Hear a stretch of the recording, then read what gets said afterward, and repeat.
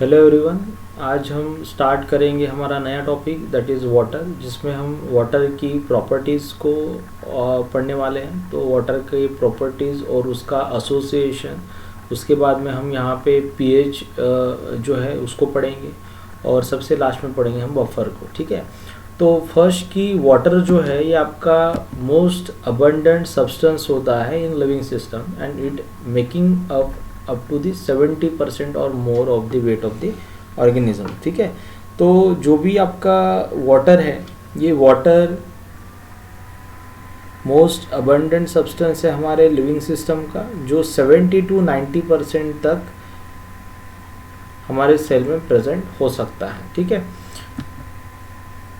जो भी जब भी हम इवोल्यूशन की बात करते हैं तो उस केस में विदाउट वाटर इवोल्यूशन पॉसिबल नहीं होता। ठीक है, तो इवोल्यूशन के हिसाब से जब तक आपका एक्वियस इन्वायरमेंट जनरेट नहीं हुआ, जब तक आपके ओशन जनरेट नहीं हुए, तब तक आपका बायोमोलिक्यूल जो है इनका सिंथेसिस भी स्टार्ट नहीं हुआ था, उनका एग्रीगेशन भी नहीं हुआ था, और आपका फर्स्ट लाइफ जो है ये आपका इवोल्व भी नहीं हुआ था। ठीक है, तो सबसे फर्स्ट जो इवोल्यूशन है, तो इवोल्यूशन के लिए सबसे आपका मोस्ट इम्पोर्टेंट जो कंडीशन था वो था आपका एक्वियस इन्वायरमेंट। तो वाटर अगर है तो ही हम इवोल्यूशन को पढ़ सकते हैं, तो विदाउट वाटर इवोल्यूशन आपका पॉसिबल नहीं होता। ठीक है ना, तो जो भी आपके यहाँ पे वीक इंटरेक्शंस होते हैं, तो number of types of weak interactions हमने पढ़े इसके पहले। तो हाइड्रोजन बॉन्ड हो गया, आयोनिक इंटरेक्शन हो गया, हाइड्रोफोबिक इंटरेक्शन हो गया। ठीक है, उसके बाद में वंडर वॉल इंटरेक्शंस हो गया। तो ये जो भी आपके वीक इंटरेक्शंस हैं, ये भले ही इनका एनर्जी कम हो, बट इनका इन्वॉल्वमेंट होता है आपके स्टेबिलिटी ऑफ बायोमोलिक्यूल्स में। तो आप चाहे वो मेम्ब्रेन का प्रोटीन की बात करते हो, मेम्ब्रेन लिपिड की बात करते हो, कार्बोहाइड्रेट की बात करते हो या न्यूक्लिक एसिड की बात करते हो, तो जितने भी आपके बायोमोलिक्यूल्स हैं, ये बायोमोलिक्यूल्स के स्टेबिलिटी में या उनका एक्टिव कन्फॉर्मेशन को जनरेट करने में आपका उसमें इन्वॉल्व होता है आपका कौन? आपका वाटर। ठीक है, तो वाटर जो है it influence the three dimensional structure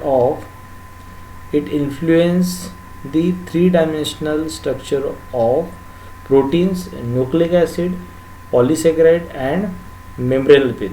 ठीक है, उसके बाद में hydrogen bonding gives water it's unusual properties. ठीक है, तो अगर हम वाटर की बात करते तो दो वाटर मॉलिक्यूल के बीच में हमने हाइड्रोजन बॉन्डिंग पढ़ा था। तो ये आपका एक वाटर मॉलिक्यूल और ये आपका दूसरा वाटर मॉलिक्यूल, दो वाटर मॉलिक्यूल जो है इनके बीच में आपका हाइड्रोजन बॉन्ड फॉर्म होता है because of del positive on hydrogen atom and del negative on oxygen atom. तो हाइड्रोजन बॉन्ड आपका दो वाटर मॉलिक्यूल के बीच में अगर फॉर्म हो रहा है, तो यही हाइड्रोजन बॉन्ड की वजह से आपका वाटर जो है इसको यहाँ पे डिफरेंट प्रॉपर्टी को हमें पढ़ने को मिलेगा। ठीक है, तो water has higher melting point, boiling point and heat of vaporisation. तो दो वाटर मॉलिक्यूल के बीच में आपका हाइड्रोजन बॉन्ड फॉर्म होता है जो उसको higher melting point, higher boiling point and high heat of vaporisation को प्रोवाइड करता है। ठीक है, तो सबसे ज़्यादा अगर मेल्टिंग पॉइंट की हम बात करते तो वाटर जो है इसका melting point as compare with other solvent, यहाँ पे वाटर का मेल्टिंग पॉइंट होता है 0, तो बाकी जो है इनका मेल्टिंग पॉइंट होता है माइनस में। ठीक है, उसके बाद में आपका बॉइलिंग पॉइंट जो है, ये बॉइलिंग पॉइंट आपके वाटर का 100 है। ठीक है, तो हीट ऑफ वेपराइजेशन आपका 2260। ठीक है, तो अगर हम यहाँ पे कंपैरिजन करते वाटर को अदर के साथ में, तो ये इसका जो मेल्टिंग पॉइंट है या आपका बॉइलिंग पॉइंट है ये आपको सबसे ज़्यादा मिलेगा। ठीक है, तो कुछ यहाँ पे एक्सेप्शंस आपको पढ़ने को मिलेंगे, जैसे ब्यूटानॉल जो है इसका बॉइलिंग पॉइंट वाटर से ज़्यादा होता है, तो आपका बेंजीन जो है इसका मेल्टिंग पॉइंट आपके वाटर से ज़्यादा रहेगा। ठीक है, उसके बाद में आपका क्लोरोफॉर्म जो रहेगा इसका भी बॉइलिंग पॉइंट आपके वाटर से क्या है, कम है, ठीक है ना। तो आपका जो क्लोरोफॉर्म हो गया या फिर अपन बाकी जो सॉल्वेंट है इसकी अगर अपन बात करते हैं तो सबका मेल्टिंग एंड बॉइलिंग पॉइंट जो है ये वाटर से कम रहेगा, एक्सेप्ट ब्यूटानॉल जिसका बॉइलिंग पॉइंट वाटर से ज़्यादा होता है। तो आपका जो बेंजीन है इसका मेल्टिंग पॉइंट आपके वाटर से क्या रहेगा, ज़्यादा रहेगा, ठीक है। तो आपको एक्सेप्शन में बेंजीन जो है इसका मेल्टिंग पॉइंट याद रखना है और ब्यूटानॉल जो है इसका बॉइलिंग पॉइंट, ठीक है। उसके बाद में next, hydrogen bond between water molecule provide the cohesive forces that make water a liquid at room temperature and that favor the extreme ordering of molecule that is typical of crystalline water, ठीक है। तो hydrogen bonding जो है ये आपके दो water molecule के बीच में अगर आपका फॉर्म हो रहा है तो ये हाइड्रोजन बॉन्ड के कारण ही आपका जो वाटर है ये लिक्विड स्टेट में होता है। तो ऐसा अपन क्यों बोल रहे हैं, क्योंकि हाइड्रोजन बॉन्डिंग जब दो वाटर मॉलिक्यूल के बीच में जब फॉर्म होती है तो आपका जो हाइड्रोजन बॉन्डिंग है ये बहुत वीक इंटरेक्शन है। तो ये ज़्यादा से ज़्यादा आपका 1 to 20 पिको सेकेंड्स तक ही यहाँ पे स्टेबल हो पाता है। तो दो वाटर मॉलिक्यूल के बीच में आपका ये हाइड्रोजन बॉन्ड जो फॉर्म हो रहा है वो कितने टाइम के लिए रहेगा, 1 to 20 पिको सेकेंड्स। पिको का मतलब होता है, पिको मतलब होता है 10⁻⁻12, ठीक है। तो पिको सेकेंड अगर अपन ने बोला तो ये हो जाएगा 10⁻12 सेकेंड, ठीक है। तो आपका जो हाइड्रोजन बॉन्डिंग है दो वाटर मॉलिक्यूल के बीच में ये 1 to 20 पिको सेकेंड तक ही यहाँ पे स्टेबल रहेगा। अगर अपन लिक्विड स्टेट में वाटर मॉलिक्यूल की बात करते तो हाइड्रोजन बॉन्ड जो है ये आपका मैक्सिमम हाइड्रोजन बॉन्ड ये आपका 3.4 हाइड्रोजन बॉन्ड आपका वाटर मॉलिक्यूल बना सकता है लिक्विड स्टेट, ठीक है। तो लिक्विड स्टेट में ये आपका मैक्सिमम 3.4 हाइड्रोजन बना सकता है। तो इन आई स्टेट मतलब सॉलिड, और सॉलिड स्टेट में ये मैक्सिमम 4 हाइड्रोजन बॉन्डिंग बना सकता है, ठीक है। तो आपका जो वाटर है ये वाटर मॉलिक्यूल दूसरे वाटर मॉलिक्यूल के साथ में मैक्सिमम 4 हाइड्रोजन बॉन्ड फॉर्म करेगा इन सॉलिड स्टेट मतलब आइस कंडीशन। तो हाइड्रोजन बॉन्ड आपके मैक्सिमम 3.4 हाइड्रोजन बॉन्ड फॉर्म होते हैं इन द लिक्विड स्टेट, ठीक है। तो इन लिक्विड स्टेट ये आपका जो हाइड्रोजन बॉन्ड है ये सिर्फ 1 to 20 पिको सेकेंड तक ही स्टेबलाइज होता है, इसलिए इतना कम टाइम पे हाइड्रोजन बॉन्ड आपका फॉर्म होके ब्रेक हो जाता है, ठीक है। तो ये इतने कम समय के लिए हाइड्रोजन बॉन्ड आपका स्टेबल होता है, इसलिए वाटर जो है ये आपका लिक्विड स्टेट में होता है। बट अपन ने सारे वाटर मॉलिक्यूल को अगर ऑर्डर्ड स्टेट में भेजा तो ऑर्डर स्टेट मतलब फिक्स स्टेट में भेजने के लिए आपको सारे हाइड्रोजन वाटर मॉलिक्यूल जो है ये एक दूसरे के साथ में इंटरेक्ट करनी चाहिए बाय द हाइड्रोजन बॉन्डिंग।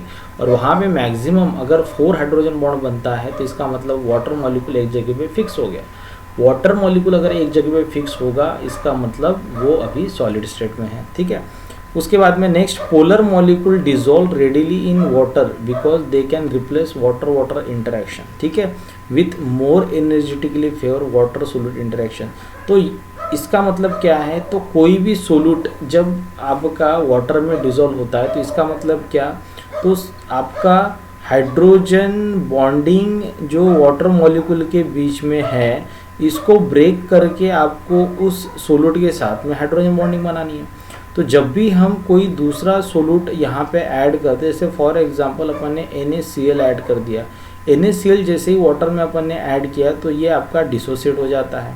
ये डिसोसिएट होना मतलब डिसॉल्व होना। तो कोई भी सोल्यूट जो आपका वाटर सोलूबल है या पोलर है वो वाटर में डिसॉल्व क्यों होता है, क्योंकि सोडियम एंड क्लोराइड जो है ये आपके वाटर मॉलिक्यूल के साथ में इंटरेक्ट करना स्टार्ट करते हैं। तो sodium and chloride water molecule के साथ में कैसे इंटरेक्ट करेंगे, तो सोडियम के ऊपर है पॉजिटिव चार्ज तो ऑक्सीजन के ऊपर है नेगेटिव चार्ज, तो आपका sodium positive interact with the del negative oxygen. तो क्लोराइड जो है ये अभी आपका इंटरेक्ट करेगा किसके साथ में, आपके डेल पॉजिटिव हाइड्रोजन के साथ में। तो इन दिस वे आपका जो वाटर मॉलिक्यूल है इसके बीच में जो हाइड्रोजन बॉन्ड था, ये हाइड्रोजन बॉन्ड आपका ब्रेक हो गया। हाइड्रोजन बॉन्ड ब्रेक होने के बाद में आपके जो सोल्यूट मॉलिक्यूल है या आयंस है, ये अभी आपके वाटर मॉलिक्यूल के साथ में इंटरेक्ट करना स्टार्ट करेंगे, जिसको अपन बोलते हैं कि ये आपका सॉल्ट वाटर में डिसॉल्व हो रहा है। ठीक है, तो यहाँ पे सोडियम वाटर इंटरेक्शन या chloride water interaction is more thermodynamically favourable than the water interaction. ठीक है, बट अगर नॉन पोलर मॉलिक्यूल की बात करते तो नॉन पोलर मॉलिक्यूल्स जो है ये कभी भी आपका वाटर में डिसॉल्व नहीं होता, क्योंकि नॉन पोलर मॉलिक्यूल का इंटरेक्शन वाटर के साथ में थर्मोडायनेमिकली फेवरेबल नहीं होता, एनर्जेटिकली फेवरेबल नहीं होता। तो अगर वाटर में कोई भी नॉन पोलर मॉलिक्यूल को जब हम ऐड करते तो उस केस में आपका वो मॉलिक्यूल वाटर में डिसॉल्व नहीं होता।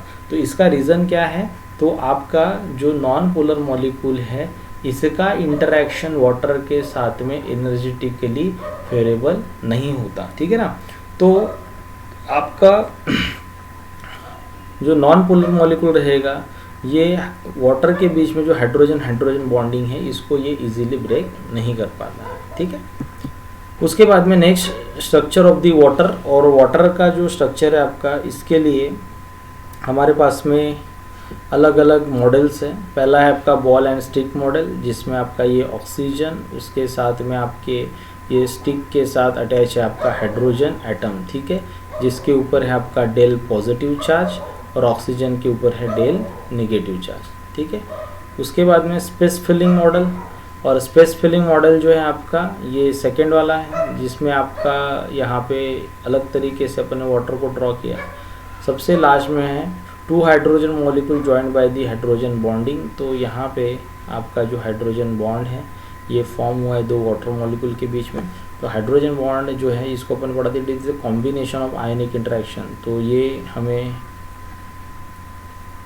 ये हमारा ऑक्सीजन जिसके ऊपर डेल नेगेटिव चार्ज, ये आपका हाइड्रोजन जिसके ऊपर डेल पॉजिटिव चार्ज, दोनों इंटरेक्ट कर रहे बाद इलेक्ट्रोस्टैटिक इंटरेक्शन। तो इसको अपन बोलेंगे आयोनिक इंटरेक्शन, बराबर। तो it is combination of ionic interaction and covalent bond. तो कोवेलेंट बॉन्ड किसके बीच में है, तो हाइड्रोजन एंड ऑक्सीजन जो है इसके बीच में आपका कोवेलेंट बॉन्ड है। तो आयोनिक इंटरेक्शन एंड आपका जो कोवेलेंट बॉन्ड है इसका कॉम्बिनेशन मतलब आपका है हाइड्रोजन बॉन्ड। तो हाइड्रोजन बॉन्ड आपका जो है ये यहाँ से यहाँ तक रहेगा। ठीक है, उसके बाद में नेक्स्ट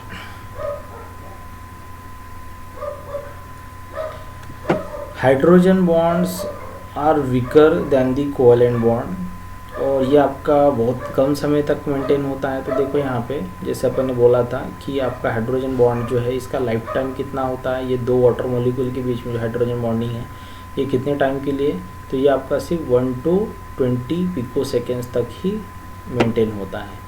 उसके बाद में बॉन्ड ब्रेक होने के बाद वो आपका वाटर मॉलिक्यूल दूसरे वाटर मॉलिक्यूल के साथ में या सेम वाटर मॉलिक्यूल के साथ में हाइड्रोजन बॉन्ड बना लेगा। ठीक है, तो वो सेम पार्टनर हो सकता है या फिर दूसरा कोई तो भी दूसरा वाटर मॉलिक्यूल रहेगा, इसके साथ में आपका वाटर हाइड्रोजन बॉन्ड बना लेता है विथ इन दी 0.1 सेकेंड।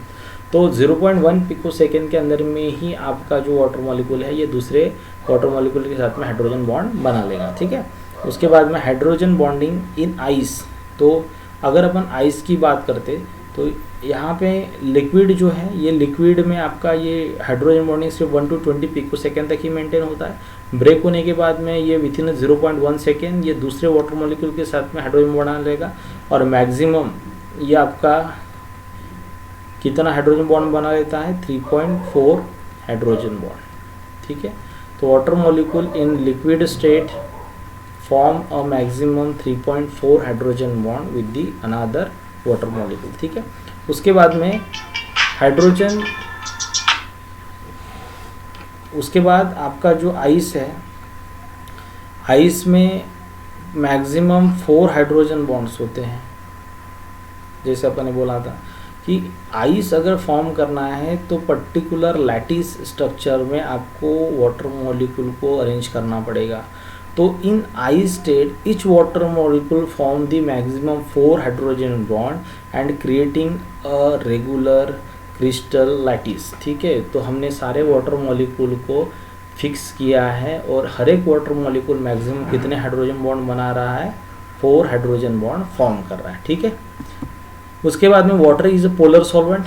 तो जैसे अपन ने बोला है कि वाटर आपका पोलर होता है और उसमें आपका जो पोलर मॉलिक्यूल है वो इजीली डिसॉल्व हो सकता है। इसका मतलब आपका वाटर जो है ये सॉल्वेंट की तरह काम करेगा। ठीक है, तो वाटर जो है ये इजीली आपका नंबर ऑफ पोलर सोल्यूट को डिसॉल्व कर सकता है। जैसे हमारे पास में ग्लूकोज है, ग्लाइसिन, अस्पार्टेट जो हमारा अमीनो एसिड्स है, ग्लूकोज आपका कार्बोहाइड्रेट है। ठीक है, उसके बाद में ये लैक्टेट जो कॉन्जुगेटेड बेस होता है वीक एसिड का, ग्लिसरॉल ये आपका अल्कोहल है।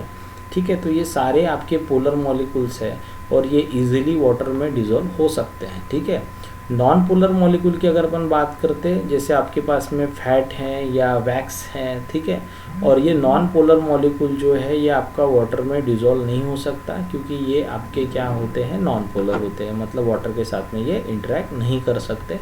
वाटर वाटर इंटरेक्शन से स्ट्रॉन्ग इंटरेक्शन ये वाटर मॉलिक्यूल के साथ में नहीं बना सकते। ठीक है, बट एम्फीपैथिक मॉलिक्यूल जो है कुछ अमाउंट में आपके वाटर के साथ में इंटरेक्ट कर सकते हैं।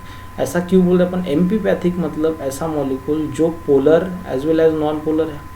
तो जो मॉलिक्यूल के पास में polar as well as non polar group है तो वो आपका एम्फीपैथिक है। तो एम्फी मतलब बोथ प्रॉपर्टी। ठीक है ना, तो फिनिलएलानिन जिसके पास में amino group and carboxyl group जो है ये पोलर है, बाकी का स्ट्रक्चर आपका जो दिख रहा है ये नॉन पोलर है। ठीक है, तो ये अपन ने नॉन पोलर स्ट्रक्चर और पोलर स्ट्रक्चर को इंडिकेट करने के लिए ब्लू एंड यहाँ पे आपका ऑरेंज कलर यूज़ किया है।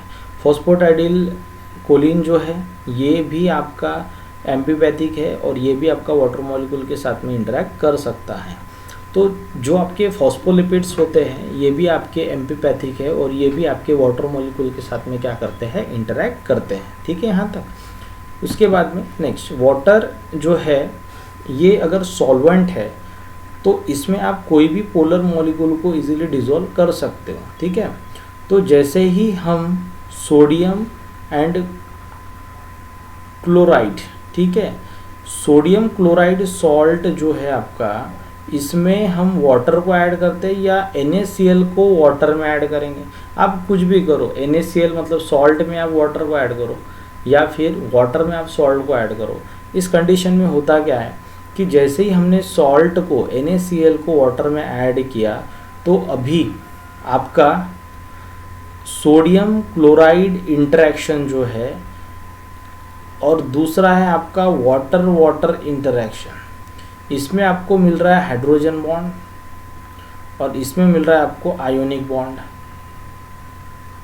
ठीक है, तो सोडियम क्लोराइड में आयोनिक बॉन्ड आपको मिलता है और वाटर में आपको हाइड्रोजन बॉन्ड मिलेगा। ठीक है, अब ये दोनों को हमने जब मिक्स किया तो मिक्स करने के बाद में आपका सोडियम क्लोराइड इंटरेक्शन ब्रेक हो जाता है। तो सोडियम क्लोराइड इंटरेक्शन क्यों ब्रेक होता है, क्योंकि सोडियम और क्लोराइड में जो इंटरेक्शन है इससे भी ज़्यादा स्ट्रॉन्ग इंटरेक्शन आपका फॉर्म होता है in between sodium and water, chloride and water. तो वाटर वाटर के बीच में इंटरेक्शन क्यों ब्रेक हो जाता है, क्योंकि वाटर वाटर इंटरेक्शन से भी स्ट्रॉन्ग इंटरेक्शन कौन सा है आपका, sodium and water interaction, chloride and water interaction. तो जब भी हम बोलते हैं कि वाटर में ये मॉलिक्यूल डिसॉल्व हो रहा है तो इसका मतलब क्या, तो वो मॉलिक्यूल का इंटरेक्शन वाटर के साथ में ज़्यादा है as compare with water water interaction. ठीक है, तो वाटर उसी मॉलिक्यूल के साथ में इंटरैक्ट करेगा जिसके साथ में इसका इंटरेक्शन एनर्जेटिकली फेवरेबल हो। तो देखो यहाँ पे ये सोडियम पॉजिटिव चार्ज है जिसके साथ में number of water molecule interact कर रहे हैं। ये क्लोराइड आपका नेगेटिव चार्ज है जिसके साथ में आपके number of water molecule interact कर रहे हैं with the help of hydrogen. तो हाइड्रोजन के ऊपर डेल पॉजिटिव होने के कारण ये सारे हाइड्रोजन जो है ये आपके क्लोराइड के साथ में इंटरैक्ट करना स्टार्ट करेंगे। ठीक है, तो इन केस ऑफ सोडियम जो पॉजिटिव चार्ज है जिसके साथ में आपका इंटरैक्ट करेगा नेगेटिव चार्ज तो नंबर ऑफ ऑक्सीजन एटम जो है ये इसके साथ में इंटरेक्ट करना स्टार्ट करेंगे। ठीक है, यहाँ तक। तो आपका जो सोडियम क्लोराइड है, मतलब जो आपका सॉल्ट है जो पोलर होता है, ये इजीली वाटर में डिज़ोल्व हो सकता है। ठीक है, तो उसके बाद में नेक्स्ट है आपका non polar gases. Non polar gases जो है ये आपके वाटर में डिज़ोल्व नहीं हो सकते। तो जैसे CO2, O2, N2 ये आपके नॉन पोलर है। नॉन पोलर क्यों है? तो O2 की अगर अपन बात करते तो O2 जो है आपका ऑक्सीजन, इसमें 2 ऑक्सीजन होते हैं जिसकी दोनों की इलेक्ट्रोनेगेटिविटी सेम होती है। दोनों की इलेक्ट्रोनेगेटिविटी सेम होने के कारण जो अपन ने इलेक्ट्रॉन को शेयर किया है, तो ये इलेक्ट्रॉन आपने सेंटर में शेयर किया है, तो ना ही ये ऑक्सीजन के ऊपर चार्ज डेवलप होगा ना ही दूसरे ऑक्सीजन के ऊपर। तो इलेक्ट्रोनेगेटिविटी सेम होने के कारण O2 पे आपका कोई भी पोल जनरेट नहीं होता, मतलब कंप्लीटली नॉन पोलर है। अगर अपन N2 की बात करते, H2 की बात करते, तो ये सारे जो आपके गैसेस है ये कंप्लीटली नॉन पोलर है, क्योंकि दोनों भी जो आपके पार्टनर है ये दोनों का इलेक्ट्रोनेगेटिविटी क्या है, सेम है। ठीक है, तो ये कंप्लीटली नॉन पोलर, ये भी completely non polar. Carbon dioxide की बात करते तो कार्बन डाइऑक्साइड की अगर अपन बात करते तो कार्बन एंड ऑक्सीजन दोनों का इलेक्ट्रोनेगेटिविटी डिफरेंट है अभी। अब ये पोलर कोवेलेंट बॉन्ड हो सकता है, बट यहाँ पे क्या हो गया, ऑक्सीजन जो है इसके ऊपर डेल नेगेटिव चार्ज डेवलप हुआ, क्योंकि ऑक्सीजन का इलेक्ट्रोनेगेटिविटी कार्बन के कंपैरिजन में ज़्यादा होता है। तो जब ऑक्सीजन और कार्बन बॉन्डिंग बनाते हैं तो ऑक्सीजन के ऊपर डेल नेगेटिव और कार्बन के ऊपर डेल पॉजिटिव, बराबर। बट यहाँ पे दूसरा ऑक्सीजन भी लिंक हो रहा है जो खुद के ऊपर डेल नेगेटिव डेवलप कर रहा है, तो कार्बन के ऊपर 2 डेल पॉजिटिव यहाँ पे जनरेट होते हैं जो कैंसिल करते हैं किसको, आपके डेल नेगेटिव को। इसलिए आपका जो कार्बन डाइऑक्साइड है ये भी कंप्लीटली क्या होता है, नॉन पोलर होता है। बट अमोनिया की अगर अपन बात करते हैं तो अमोनिया जो है ये खुद के ऊपर चार्ज डेवलप करता है डेल खुद के ऊपर आपका ये चार्ज डेवलप कर सकता है कौन सा, पॉजिटिव। ठीक है ना, तो यहाँ पे नाइट्रोजन का इलेक्ट्रोनेगेटिविटी सबसे ज़्यादा है एज कम्पेयर विद हाइड्रोजन। तो हाइड्रोजन के ऊपर डेल पॉजिटिव जनरेट होगा और नाइट्रोजन के ऊपर डेल नेगेटिव जनरेट होगा, तो ये आपका पोलर हो जाएगा। हाइड्रोजन सल्फाइड की अगर अपन बात करते हैं तो ये आपका डेल नेगेटिव जनरेट करेगा, तो हाइड्रोजन डेल पॉजिटिव जनरेट होगा, क्योंकि सबसे कम इलेक्ट्रोनेगेटिविटी किसकी होती है, हाइड्रोजन की। तो यहाँ पे ऑब्वियस है कि आपका नाइट्रोजन और हाइड्रोजन के बीच में अगर बॉन्ड बनता है तो हाइड्रोजन के ऊपर डेल पॉजिटिव और नाइट्रोजन के ऊपर डेल नेगेटिव चार्ज जनरेट होगा। ठीक है, तो ये आपका पोलर हो गया। तो अगर पोलैरिटी की अपन बात कर रहे हैं तो गैसेस क्या होते हैं आपके, कंप्लीटली नॉन पोलर होते हैं, जो आपके वाटर में डिज़ोल्व नहीं होते। इसलिए बायोलॉजिकल सिस्टम में कभी भी हम गैसेस जो है इसको फ्री फॉर्म में नहीं रखते। अगर आपको ऑक्सीजन को ट्रांसपोर्ट करना होता है तो उसको हम आरबीसी के साथ में ही ट्रांसपोर्ट करते। तो ऑक्सीजन जो है इसको हीमोग्लोबिन कैरी करता है जो प्रेजेंट होता है आरबीसी में।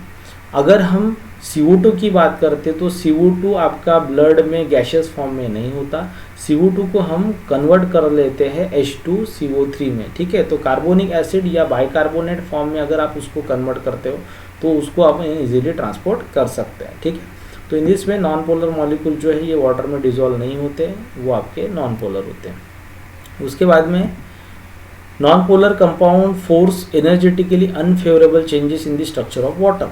तो जैसे अपन यहाँ पे बात कर रहे हैं नॉन पोलर मॉलिक्यूल की, तो जैसे अपन हाइड्रोफोबिक इंटरेक्शन पढ़ा था और उसमें एक्सप्लेनेशन क्या दिया था कि नॉन पोलर मॉलिक्यूल को जैसे ही हम वाटर में ऐड करते हैं तो वाटर मॉलिक्यूल जो है ये ऑर्डर स्टेट में चला जाता है। रिएक्शन आपकी कैसे होती है, तो रिएक्शन आपकी थर्मोडायनेमिकली अनफेवरेबल होती है।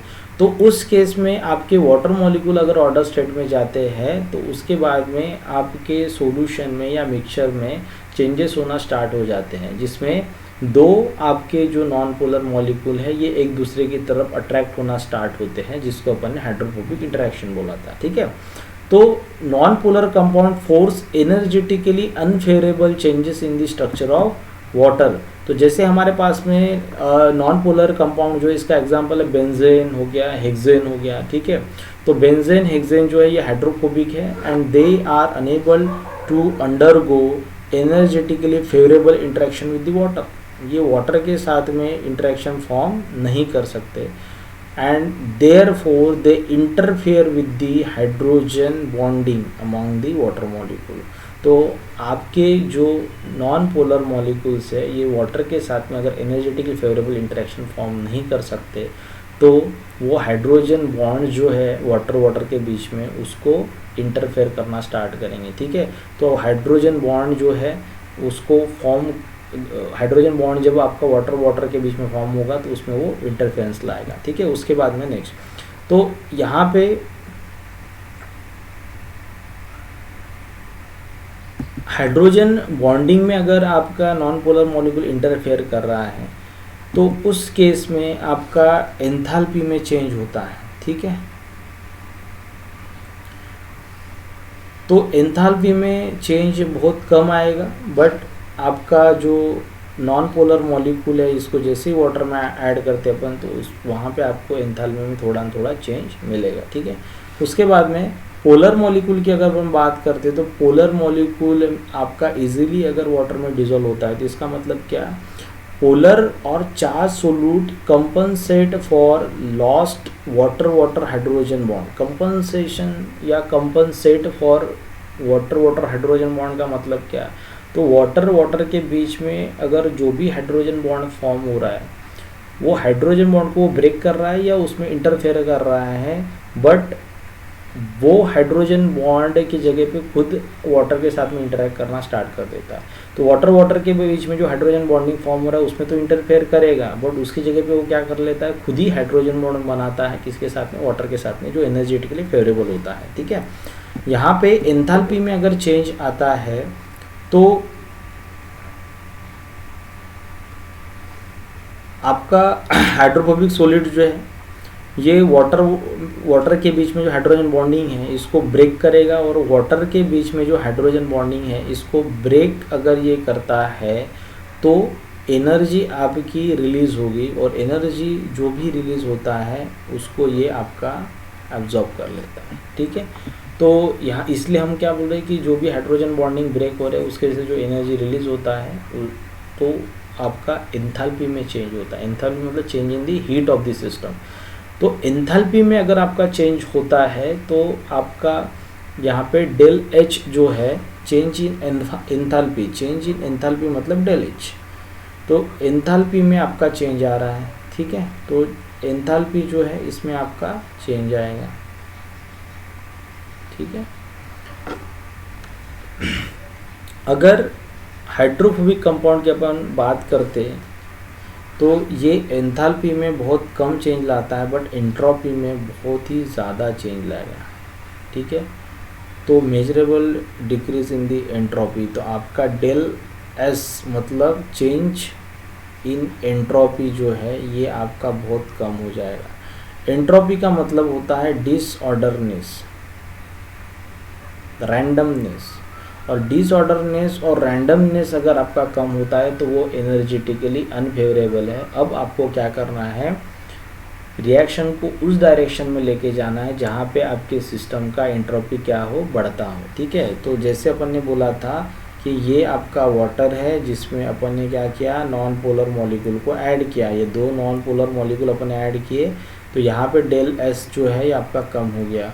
तो रिएक्शन आपका कैसे होगा, तो कुछ देर के बाद में ये जो आपके वाटर मॉलिक्यूल है ये कंबाइन होना स्टार्ट हो जाएंगे, एंड फाइनली यहाँ पे एक लार्ज मॉलिक्यूल फॉर्म होगा, ठीक है। तो यहाँ पे डेल एस जो है ये आपके इस कंडीशन के कंपैरिजन में क्या हो जाएगा, थोड़ा बढ़ जाएगा। तो ये आपका रिएक्शन जो है ये इस डायरेक्शन में प्रोसीड होगा, ठीक है। तो इसलिए एक्वियस इन्वायरमेंट में नॉन पोलर मॉलिक्यूल डिसॉल्व नहीं होते, वो एग्रीगेट होना स्टार्ट होते हैं, ठीक है ना। तो इन दिस वे आपका जो डेल जी होता है नॉन पोलर मॉलिक्यूल को जब भी हम डिसॉल्व करना स्टार्ट करते हैं वाटर में तो डेल एच जो है आपका ये पॉजिटिव आता है, ठीक है ना। तो डेल एच पॉजिटिव, उसके बाद में डेल एस डिक्रीज़ हो रहा है मतलब निगेटिव, ठीक है। तो आपका डेल जी जो है ये टोटल पॉजिटिव आता है। तो जब भी हम पोलर मॉलिक्यूल को डिसॉल्व करते हैं किसमें, आपके पोलर सोल्यूट को डिसॉल्व कर रहे हैं किसमें, वाटर में, तो डेल जी मतलब गिव्स फ्री एनर्जी आपका निगेटिव आता है। और अगर नॉन पोलर मॉलिक्यूल को अगर डिसॉल्व करते हैं तो डेल जी आपका पॉजिटिव आता है, ठीक है। और डेल जी अगर पॉजिटिव है मतलब ये आपका अनफेवरेबल है, ठीक है क्या। तो ये आपका क्या रहेगा, अनफेवरेबल रहेगा, ठीक है। उसके बाद में आपका जो फैटी एसिड होता है, अगर अपन फैटी एसिड की बात करते या फॉस्फोलिपिड की अगर अपन बात करते, तो ये आपका फैटी एसिड के पास में हाइड्रोफिलिक कार्बोक्सिलिक ग्रुप होता है और ये आपका नॉन पोलर टेल है। नॉन पोलर टेल इसका मतलब इसके साथ में आपका वाटर मॉलिक्यूल जो है ये इंटरेक्ट नहीं कर सकता, तो वाटर मॉलिक्यूल आपका ऑर्डर स्टेट में चला जाएगा। और वाटर मॉलिक्यूल ऑर्डर स्टेट में जाना इसका मतलब डेल एस क्या होना, आपका डिक्रीज होना, ठीक है। तो डेल एच मतलब एंथैल्पी आपका बढ़ता है क्योंकि हाइड्रोजन बॉन्डिंग वाटर मॉलिक्यूल के बीच में ब्रेक हो जाती है, ठीक है ना।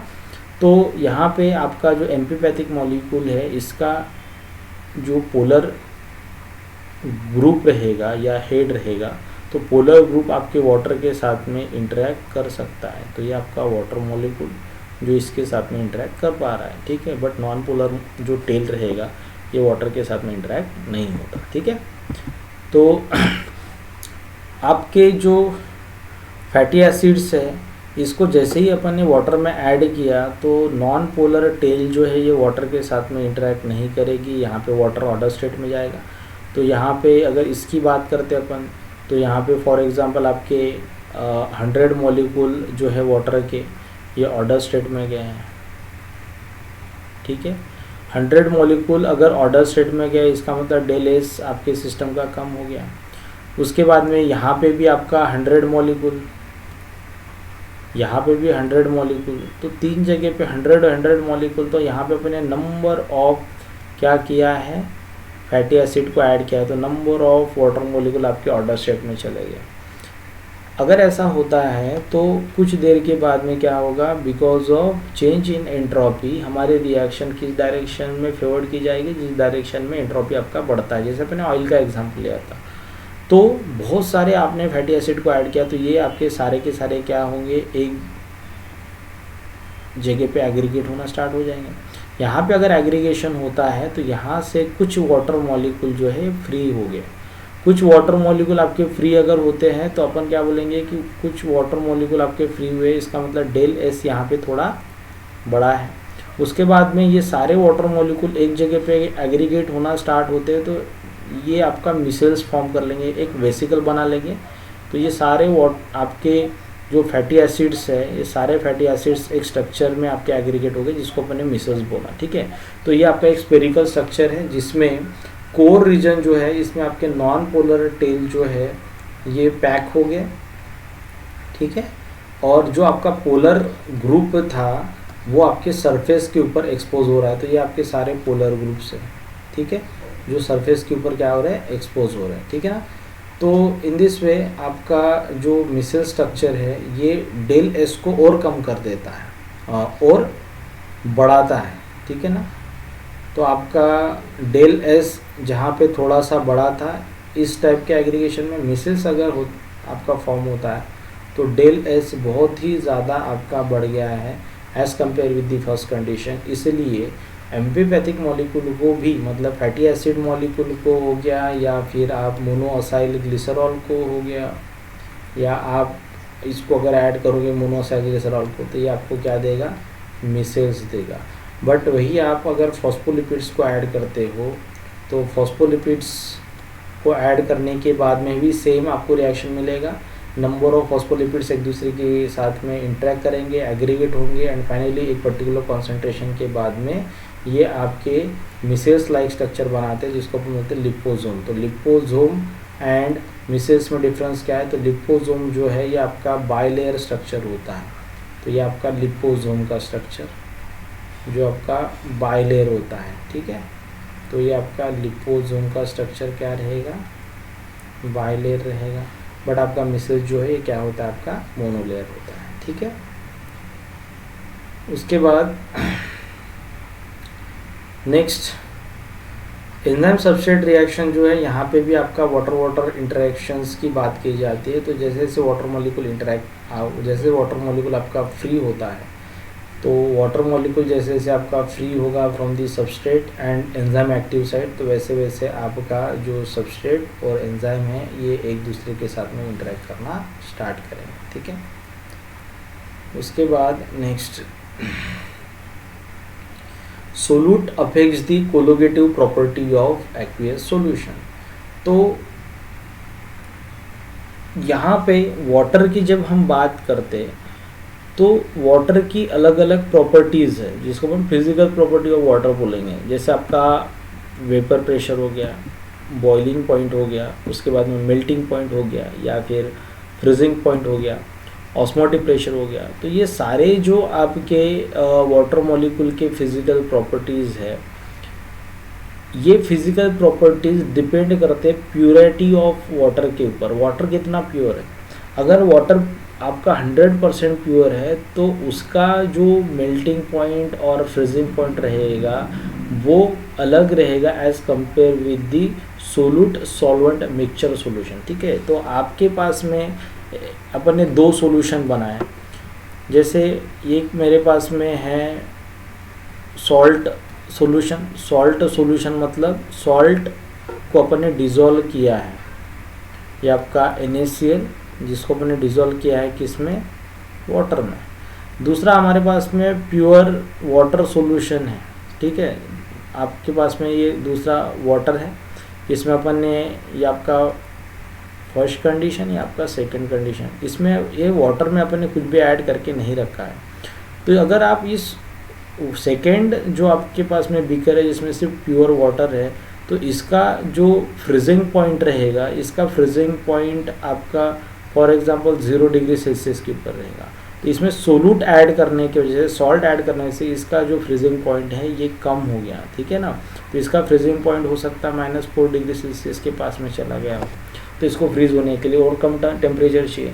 तो सोल्यूट कॉन्सेंट्रेशन जो है ये आपके वाटर के फिजिकल प्रॉपर्टी को चेंज करता है।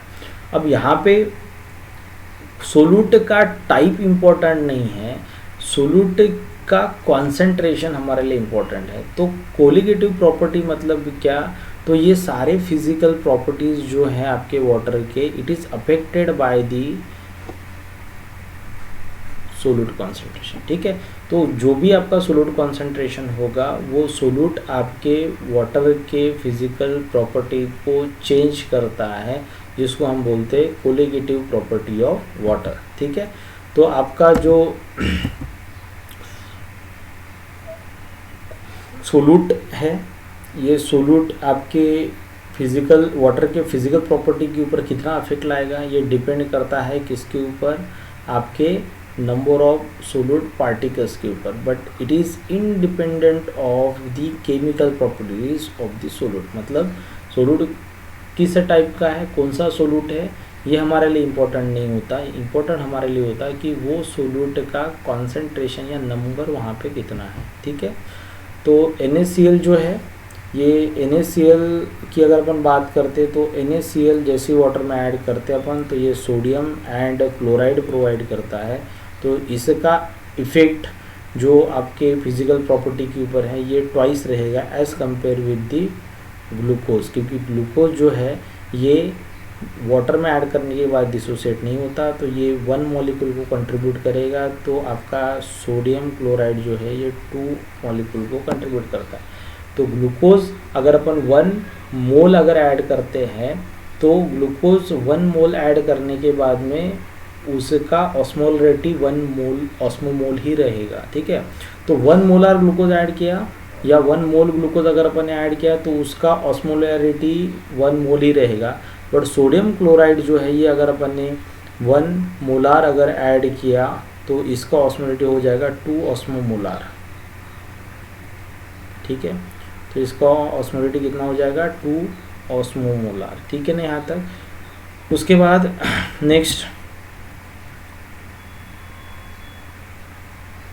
वाटर मॉलिक्यूल जो है ये आपका डिफ्यूज़ होता है from higher concentration to the lower concentration. दूसरा कंसेप्ट क्या है कि वाटर आपका डिफ्यूज़ होता है towards the higher salt concentration, ठीक है। और जिस डायरेक्शन में आपका सोल्यूट कॉन्सेंट्रेशन ज़्यादा होता है उसी डायरेक्शन में आपका वाटर डिफ्यूज़ होता है, and it is responsible for the production of osmotic pressure. ठीक है, तो आपका जो ऑस्मोटिक प्रेशर है ये कब जनरेट होता है? तो ऑस्मोटिक प्रेशर आपका जनरेट कब होगा? जब वाटर मॉलिक्यूल एक साइड से दूसरे साइड में डिफ्यूज़ होगा। जहाँ पे सॉल्ट कॉन्सेंट्रेशन ज़्यादा होता है उसी डायरेक्शन में आपका वाटर डिफ्यूज़ होगा। तो आपका जो वाटर है ये जिस मेम्ब्रेन से डिफ्यूज़ होता है it is permeable for water but impermeable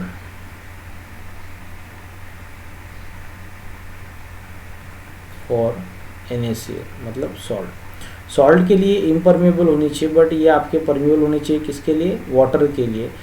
तो ये कुछ मॉलिक्यूल को परमिट करती है, कुछ मॉलिक्यूल को परमिट नहीं करती, इसलिए हम यहाँ पे टर्म यूज़ करते सेमी परमेबल। ठीक है, तो हमारी मेम्ब्रेन क्या होनी चाहिए? सेमी परमेबल होनी चाहिए। सेमी परमेबल होनी चाहिए मतलब ये किस मॉलिक्यूल को अलाउ करनी चाहिए? सिर्फ वाटर को, वो सॉल्ट को अलाउ नहीं करनी चाहिए। तो वाटर आपका डिफ्यूज़ होगा किस डायरेक्शन में? जिस डायरेक्शन में सॉल्ट है। जिस डायरेक्शन में सॉल्ट ज़्यादा है उस डायरेक्शन में वाटर डिफ्यूज़ होगा, और वाटर डिफ्यूज़ होने के बाद में ये वाटर आपके मेम्ब्रेन के ऊपर प्रेशर जनरेट करेगा। तो इसको अपन बोलेंगे pressure generated on the membrane because of high concentration of water. ठीक है, तो वाटर आपका डिफ्यूज़ हुआ और वाटर डिफ्यूज़ होने के बाद में इसने मेम्ब्रेन के ऊपर यहाँ पे प्रेशर जनरेट किया जिसको अपन बोलेंगे ऑस्मोटिक प्रेशर। ठीक है क्या?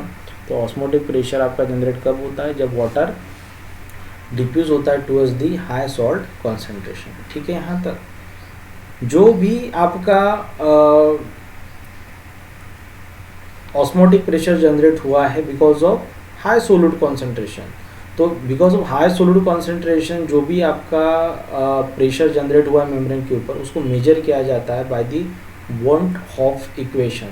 तो वॉन हॉफ इक्वेशन जो है इसमें पाई इज इक्वल टू होता है ICRT। आई का मतलब होता है आपका I एंड C जो है ये आपके ऑस्मोलिटी ऑफ द सॉल्यूशन को इंडिकेट करते हैं। तो NaCl जो है ये 1 मोलर अगर अपन लेते हैं तो उसका ऑस्मोलिटी हो जाएगा 2, क्योंकि वो 2 मॉलिक्यूल को कंट्रीब्यूट कर रहा है।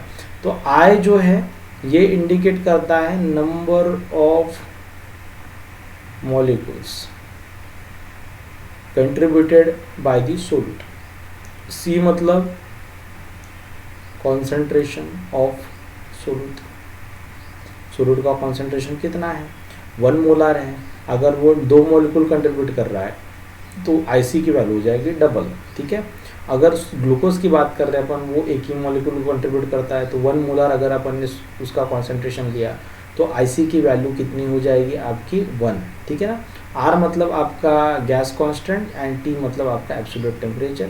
ये सारे वैल्यू को अगर अपन पुटअप करेंगे तो यहाँ पे आपको मिल जाएगा ऑस्मोटिक प्रेशर का वैल्यू। ठीक है, तो ऑस्मोटिक प्रेशर आपका कितना होता है? It is indicated by pi is equal to ICRT। ठीक है, तो आपका जो सोल्यूट है it alter the colligative property of aqueous solution मतलब वाटर। अगर हमारे पास में प्योर वाटर है तो इसका बॉइलिंग पॉइंट होता है 100 डिग्री सेल्सियस और फ्रीज होता है ये आपका 0 डिग्री सेल्सियस के ऊपर। ठीक है, तो आपका ये 0 डिग्री सेल्सियस के ऊपर ये फ्रीज होगा और आपका 100 डिग्री सेल्सियस के ऊपर ये बॉईल होगा।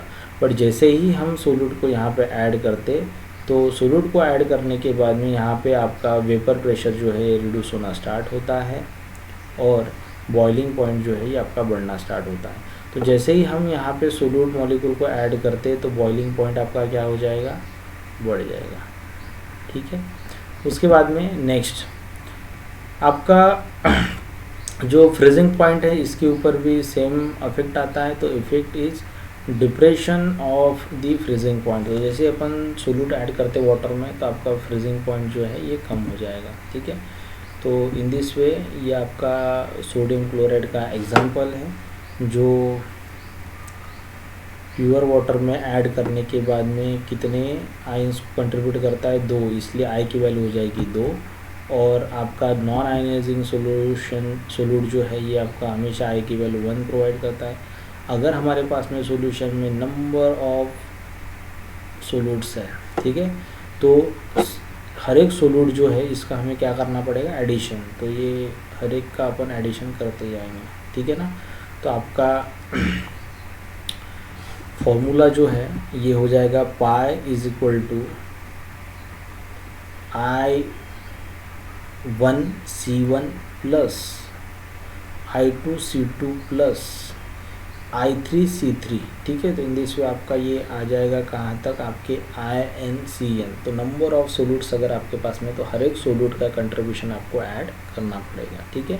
तो इन दिस वे आपका जो पॉइंट ऑफ इक्वेशन है ये नंबर ऑफ सोल्यूट्स के लिए इसका इक्वेशन चेंज हो जाएगा। तो ये हो जाएगा आपका pi is equal to RT in bracket I1C1 या summation of number of solute, ठीक है। तो इसको हम ऐसे भी लिख सकते हैं, pi is equal to RT summation of INCN, ठीक है। उसके बाद में ऑस्मोसिस। तो ऑस्मोसिस की हम जब बात करते हैं तो यहाँ पे हमें अलग अलग कंडीशंस पढ़ने पड़ते हैं। तो वाटर जो है ये डिफ्यूज़ होता है into the towards the high salt concentration through the semi permeable membrane, ठीक है।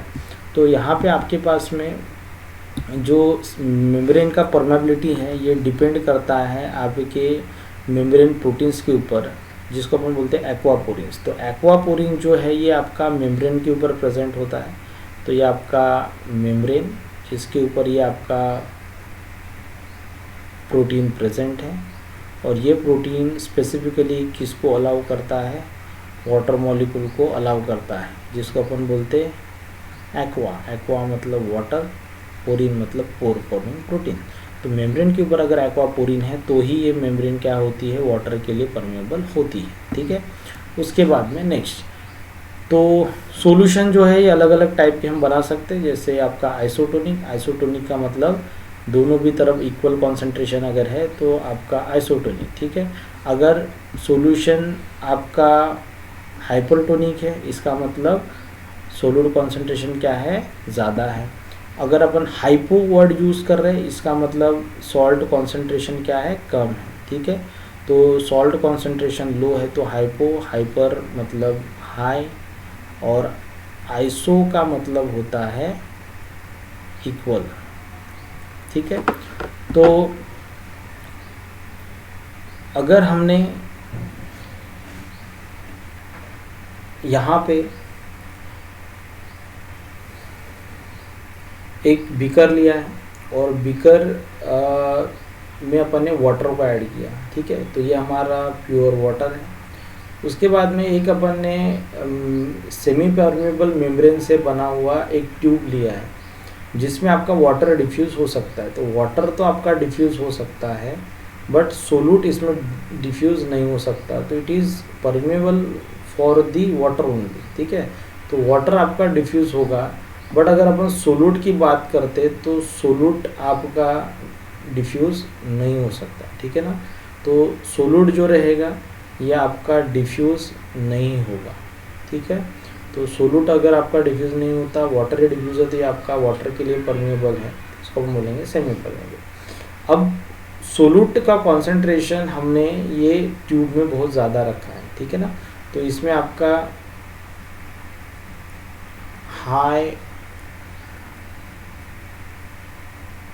हाई सॉल्ट कॉन्सेंट्रेशन अपन ने रखा है।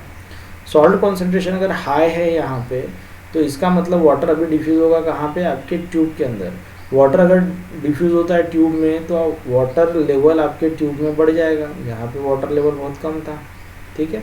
यहाँ पे वाटर लेवल आपका बढ़ जाएगा, और वाटर लेवल बढ़ने के बाद में आपका ये इतना हाइट आपके वाटर का बढ़ा है। तो वाटर लेवल इतना आपका बढ़ा है, मतलब लेवल आपका कितना बड़ा है, h, ठीक है, जो भी आपका हाइट रहेगा। उसके बाद में हम यहाँ पे क्या करेंगे, जितना वाटर बड़ा है आपका उसको वापस आपके बीकर में डिफ्यूज़